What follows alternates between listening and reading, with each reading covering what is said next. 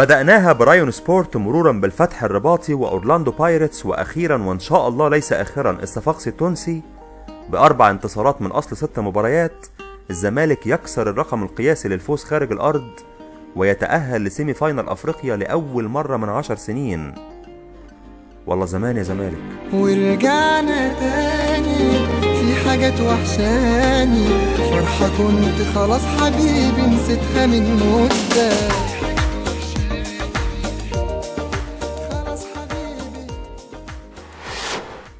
بعيدا عن النتيجة الرقمية، مباراتين أورلاندو بايرتس في جنوب أفريقيا والصفاقسي في تونس بالذات فيهم ريحة وطعم الزمالك اللي حبيناه وآمنا بيه واستنيناه سنين طويلة. شكرا لمجلس الإدارة والجهاز الفني واللعيبة والكل واحد رجعه لنا تاني. مش هنسيبه ومش هيسيبنا، ويا رب دايما مكملين. الزمالك بيبدأ اللقاء بالشناوي لحراسة المرمى، قدامه 4-3-3. دويدار وعلي جبر أسدين دفاع، على يمينهم أحمد توفيق، على شمالهم حمادة طلبة. قدامهم هولدنج ميدفيلدر طارق حامد، على يمينه وشماله بوكس تو بوكس إبراهيم صلاح ومعروف يوسف. قدامهم على اليمين محمد إبراهيم، وعلى الشمال كهربا، ويتبادلوا المراكز تحت مهاجم وحيد باسم مرسي. يلاحظ من أول دقيقة التغيير الكبير في شكل الفريق. أخيرا بنقابل الخصم من نص ملعبه، ما بنستناهوش في ملعبنا. أخيرا بنلعب دفاع متقدم، مش راجعين آخر 20 متر، وكأن أحلامي في الحياة بتتحقق. عجز الصفاقسي تماما عن التصدي للضغط العالي والدفاع المتقدم، وفقد الكرة بسهولة وصلت في بعض الأوقات لليأس. ولنا هنا وقفة. عشان نكمل بنفس المستوى مش المفروض نسمح للفوز يعمينا عن وجود أخطاء في اتيتيود اللعيبة. ما يصحش أبدا فريق باليأس ده تطلع معاه الشوط الأول 0-0، وما يصحش أبدا لما تتقدم عليه بجول وفي اللحظة اللي هو نفسه مستني فيها الجول التاني تلبس انت ضربة جزاء يتعادل بيها ويدخل الجيم، وكان ممكن كمان يكسب. كون ربنا كرمنا في آخر الماتش ده لا يمنع اننا ضيعنا وقت وأفضلية نفسية كبيرة على مدار اللقاء، والسيناريو كان ممكن جدا يقلب بغم لولا ستر وتوفيق ربنا. نقطة سلبية مكررة ومرعبة: الباكين ليفت ورايت طلبة وتوفيق في الوضعية الدفاعية بيضموا قوي على قلبين الدفاع، بيكونوا جنبهم جوه ال18، وبالتالي اي مرور لجناح الخصم الايمن بالكرة مثلا من معروف يوسف بيلاقي نفسه في فدان ارض فاضي على ما يطلع له طلبة من جوه ال18 يقابله. النقطة دي تحديدا كانت السبب في ظهور باسم علي بشكل جيد في الديربي الاخير. عيد ومعروف سيئين دفاعيا، وراهم فدان ارض اتوجد بسبب دخول طلبة جوه ال18 جنب كوفي وعلي جبر. باسم بيعدي بيلاقي مساحة مريحة جدا بيعمل فيها اللي هو عايزه، بيظهر كنجم للقاء. في الشوط الثاني بتتحول الطريقة ل4-4-2. إبراهيم صلاح وطارق حامد في قلب نص الملعب، على يمينهم محمد إبراهيم، على شمالهم معروف يوسف، تحت 2 مهاجمين باسم وكهربا. ثم بنزول سالم وحمودي مكان باسم ومحمد إبراهيم، مال سالم ناحية الشمال ومال حمودي يمين، وسابوا كهربا في العمق مهاجم وحيد عشان نرجع بالطريقة ل4-3-3. ثم بخروج معروف ونزول مكي لتعويض النتيجة بنعود تاني لل4-4-2. إبراهيم صلاح وطارق حامد برضه في قلب الملعب، على يمينهم حمودي، على شمالهم محمد سالم، تحت 2 مهاجمين مكي وكهربا. مباراة جيدة جدا من علي جبر ودويدار، ممتازة من توفيق، ومزرية من طلبة.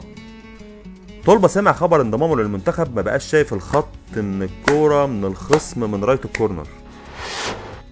مباراة معقولة من طارق حامد وإبراهيم صلاح مع تكرار نفس نقطة الميس باص أو الباص المعقرب الصعب على الزميل من طارق حامد للماتش التاني على التوالي. مباراة هايلة من سلطان الطرب اللي قدم شوط أول بالذات ممتاز لما كان في قلب الملعب قبل ما يتحدف جنب الخط ويختفي في الشوط التاني. كلما اقترب معروف من قلب الملعب كلما كان خروج الزمالك بالكورة من ورا لقدام أسهل وأمتع. عيب خطير ولا زال بيعاني منه محمد إبراهيم، لسه برضه بيعند مع الكرة لما تعانده. ياما عند معاها زمان وعقبته، مش عارف ليه ما بيتعلمش الدرس ده ويسايسها في الأول. لا يليق أبدا بموهبة كبيرة زي محمد إبراهيم يكون المحطة اللي بتنتهي فيها أغلب هجمات الزمالك. كلاكيت تاني مرة وبنور اللمبة الحمراء. في ظل إجهاد باسم مرسي اللي مش هيكمل بينا كتير لو ما أخدش راحة كافية، محتاجين مهاجم في أسرع وقت ممكن. بعيدا عن الاحتفاظ المبالغ فيه أحيانا بالكورة، لا شك إن كهربا كان مان اوف ذا ماتش. سجل وخلق فرص وعمل لقطات للكبار فقط، وأظهر إمكانيات فردية نادرة. مع عودة أيمن حفني ومصطفى فتحي ودخول حمودي في الفورمة مع كهربا، أعتقد بوليس الآداب هيفتح فرع في النادي. الموضوع بقى خطير لدرجة إن حتى الراجل الكبارة قال لك العيال دي مش سالكة، وقلق على نفسه من التحرش. كذا إنقاذ مهم من الشناوي في مقابل خروج غلط على عرضية، وإخراج خاطئ للكورة تسبب في دربكة تسببت في ضربة جزاء بغض النظر عن صحتها. بمقياس الحراس العاديين مباراة كويسة، بمقياس الشناوي لا. حاجة من ريحتنا وطعمنا، لوحة من رسوماتنا وفننا، غنوة جديدة من أغانينا وهنغنيها كلنا. نورت الزمالك يا حمودي. تفصيلات الماتش.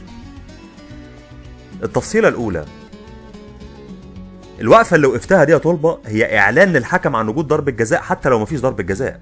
ده ممكن يحسبها وهو مش شايفها ثقة فيك. التفصيلة التانية، تكنيك تنفيذ الفاول من حمودي بالتنشين على الزاوية البعيدة بقوة مناسبة، ويا تتلعب بالهيد يا يتعمل عليها محاولة سلبية تخدع نظر الحارس فيسيبها زي ما حصل وتدخل لوحدها، هو التكنيك الأفضل على الإطلاق. بنفس الطريقة سجل شيكابالا ووسام العبدي في الحرس 2007. التفصيلة الثالثة، أول لاعب حضن حمودي بعد ضربة الجزاء كان كهربا.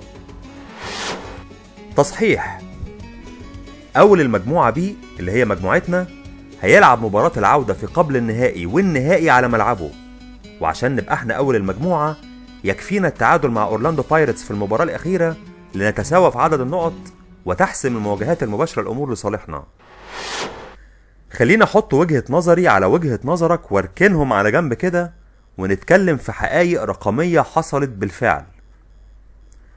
أولا، جروب أولتراس وايت نايتس أنشئ سنة 2007، السنة الوحيدة من 2007 للنهاردة اللي فاز فيها الزمالك بالدوري هي السنة الوحيدة اللي ما كانش فيها وايت نايتس، والسنة الوحيدة من 2007 للنهاردة اللي يتأهل فيها الزمالك لسيمي فاينل بطولة أفريقية هي برضو السنة الوحيدة اللي ما كانش فيها وايت نايتس. هل ده معناه ان وايت نايتس كانوا هم اللي بيخسروا الزمالك؟ أكيد لأ، الناس اجتهدوا وتعبوا وحاولوا قدر إمكانهم، لكنه في الحقيقة بيعني حاجة تانية. لما بيبقى فيه لعيبة جيدين وجهاز فني ناجح ومجلس إدارة قوي جاب اللعيبة دول والجهاز ده، بتكون المنظومة قوية وبيحصل نجاح حتى لو انت مش موجود. ولما بيبقى فيه مجالس ضعيفة ولعيبة تعبانين وأجهزة فنية فاشلة، ما بيحصلش نجاح حتى لو انت موجود. وجودك مهم طبعا، لكن مش لدرجة تغيير شكل المعادلة من نجاح لفشل أو العكس. فأرجوك ما تبالغش وتعتقد في نفسك حاجات مش فيك. ثانيا، أهمية وجود أي جماهير في أي مدرجات يأتي في الأساس من أهمية تشجيع الجماهير للعيبة، وبالتالي رفع روحهم المعنوية، وبالتالي يؤدوا بشكل أفضل وفرصتهم في الفوز تكبر. بره الملعب بقى تنتقد، تشيد، تحب، تكره، انت حر، لكن المدرج جوه الملعب عشان تشجع الفرقة أيا كان من يمثلها. لما جوه الملعب ومن المدرج تشتم لعيبة فرقتك أبطال الدوري متصدرين مجموعتهم في أفريقيا، فأنت بتعمل عكس اللي المفروض جمهور المدرجات مهم عشانه، وبالتالي وجودك في الحالة دي مش بس مش مهم، ده أسوأ من عدمه، أسوأ حتى من لو كان الملعب كله من جمهور الخصم. جمهور الخصم اللي احترم أبطال مصر وإن شاء الله أفريقيا وشجعهم رغم هزيمته.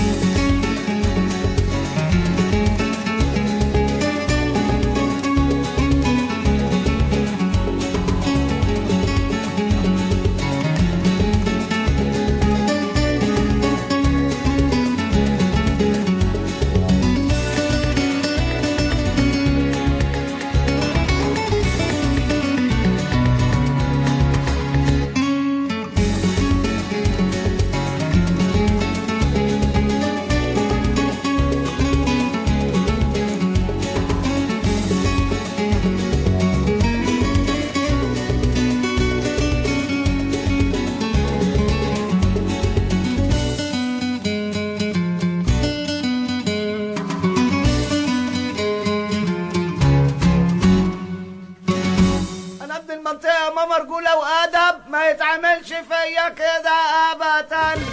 لا كده مش حلو، مش قميص، لا كده مش حلو.